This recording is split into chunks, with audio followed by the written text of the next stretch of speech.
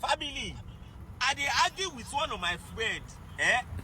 I thought say if she cough, people go stream am. Tó bá wúkọ́ tó bá ṣe báyìí àwọn èèyàn máa stream ẹ̀ ẹgbọ́n NSNV ẹ̀. We no go stream am ke. Kí Seyi cough, we go stream am. Kó má cough gan, kó kọ̀ wọnú studio, kó kọ̀ ìṣojú báyìí. Kó kọ̀ ìṣojú báyìí, kó wá fi sound sí, àbí kó wá fi sound sí gospel. We go stream am. Iṣẹ́ kí NSNV ń gbà ṣẹ́ ń wá ìrìn. O Pizu kò lọ fara rẹ̀ má worry. NSNV wọ́n wà active pa. Na think say na small love they get for Seyi vibes. Anything wey Seyi do, na no dey hear.